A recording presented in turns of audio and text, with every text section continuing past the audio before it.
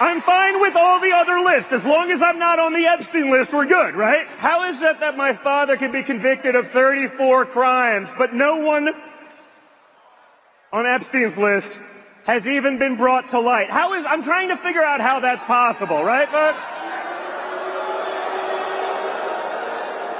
It's almost like they're trying to protect those for some reason. I can't imagine why. Yes, yes, son of wannabe dictator. It's obvious that the only reason your father was convicted of crimes when no one on the Epstein list has been gone after, it's inexplicable, really. It's on account, or maybe it's because he did those crimes and he's on the Epstein list, very obviously. Could be that as well. You know, you can imagine a near infinite number of reasons why Donald Trump and his administration have spat in the faces of their base of support with this Epstein situation, and the broader American public, of course, as well, which they never had much regard for, with their very, very suspicious, super shady, and obviously for certainly very clear reasons, handling of the Jeffrey Epstein investigation. While insulting to our intelligence, for sure, this obviously shouldn't be surprising either, especially coming from Trump, because members of the ruling class, and especially the most corrupt among them, possess enough class awareness, class care for their own at least, to always look out for each other, while the rest of us are left demanding tangible accountability and the honest truth. You know, quaint little fun ideas that used to be things we would go after, but sort of now are just like a relic of the past. You would tell Donald Trump in the Oval Office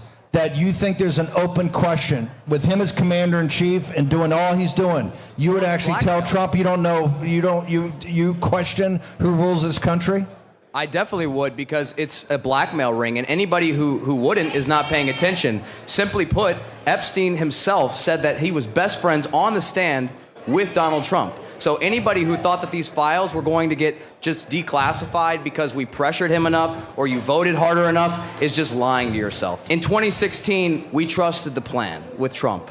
But now Trump has become the deep state. The exact thing we voted him in.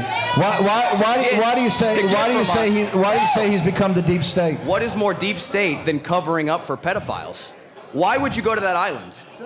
Why? Tell me, why would you go to that island? But as you can see, some members of the MAGA base have finally found a red line they are not willing to cross, or at least not today. These things change very quickly in MAGA world if Trump starts selling the new lie long enough. But at the moment, they're at least putting their foot down. And what's more damning is that these comments were made at Turning Point Student Action Summit. So these guys more than likely are politically engaged and active within this movement, which is only an even more damning indictment of the administration's actions. I mean, these are people who are there to support a movement based entirely on MAGA, and they're saying they don't trust MAGA anymore, they don't trust Trump anymore. Now, that is very, very interesting. Now, is there a little bit of hope there? I think you could certainly think that. This looks like a very good sign that maybe there is some bit of rationality and common sense, and maybe even morality left in some in the Trump base who had fallen victim to Trump's lies and his demagoguery and to his race baiting and to his blaming of everybody but the real culprits for situations that genuinely fooled people, maybe that weren't, or currently in the future still have a chance to not be people that are devoid of the ability to actually see right from wrong. How many of you are satisfied?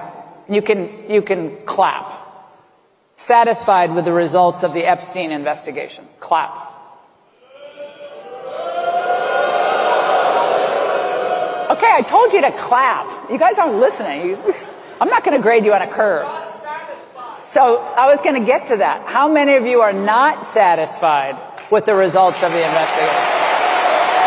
I mean, that's Laura Ingraham. She is a lapdog for Donald Trump, and there she is getting the crowd riled up about Epstein as well. I think Zeteo news reporter Prem Thacker summed up the whole situation very perfectly with a meme you might have seen going around when he tweeted, "We're releasing the Epstein files day one. There are no Epstein files. Here's video proof nothing happened. Okay, we had to edit it. There are no Epstein files. There are Epstein files, but the Democrats made them. Why do you care so much about this Epstein guy? What are files?" And look, the audience's reaction to Laura Ingraham is one thing, but major influential MAGA power brokers like, white nationalist Tucker Carlson, reported Russian assets Jack Posobiec and Benny Johnson, and election denier Dinesh D'Souza, who's also an ex-boyfriend of Laura Ingraham because it's a real incestual circle over there, saying things like this have to have the administration panicking about what to do next. I mean, take a look. I watched Ben Shapiro yesterday, and no, before you boo me, I thought he made a really solid point. He's like, it happened a long time ago. Who cares? And by the way, we should trust the government and whatever the bureaucrats tell us. And by the way, it's wrong to ask a lot of unauthorized questions. So I just want to go on the record to say I think that's absurd. And it's exactly the kind of thinking that I personally voted against. But the fact that the U.S. government, the one that I voted for, refused to take my question seriously and instead said, case closed, shut up, conspiracy theorist, was too much for me. I'm getting sick and tired of being lied to. I'm being sick and tired of all the lies. I will not rest until we go full Jan 6 committee on the Jeffrey Epstein files. Without a doubt, and let me just tell you from first-hand experience, this is the number one motivating issue for the base. You don't have a political movement if you don't have a base. And if that base feels like you're betraying them or not telling them the truth, then they're not going to like that. I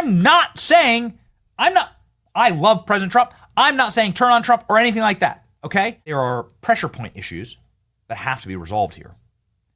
And what happened this weekend was we were able to demonstrate what the pressure looked like. I'm going to talk about the Epstein files, and I'm going to make the case that even though there are unanswered questions about Epstein, it is in fact time to move on. And look, it's hard to know for the commentators whether they actually have some hard line in the sand about child abuse and pedophilia, or if they just have gone so publicly on the record saying that we needed the answers to that and the Epstein files to be released that it's just too clear and simple of a thing for them to backtrack on at this point. But I do hope that a lot of the MAGA base genuinely does care about this, genuinely is anti-pedophiles, would be nice. And perhaps this could lead in some way to some sort of legitimate justice for the victims and accountability for the perpetrators, or at least accountability for Donald Trump, which it seems incredibly clear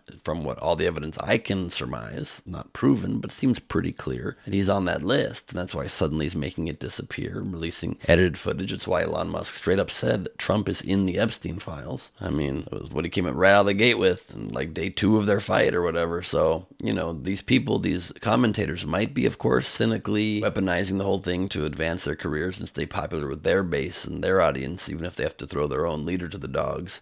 But maybe they also possibly just actually are anti-child abuse. It's hard to know with people whose morals are so fluctuating, but the end result, hopefully, is that the Trump administration is held accountable to this very obvious and, per their usual, very sloppy cover-up. I'm done talking about Epstein for the time being. I'm going to trust my friends in the administration. I'm going to trust my friends in the government to do what needs to be done, solve it, balls in their hands. I've said plenty this last weekend. I would love to see the DOJ move to unseal the grand jury testimony. I think that would be a big win.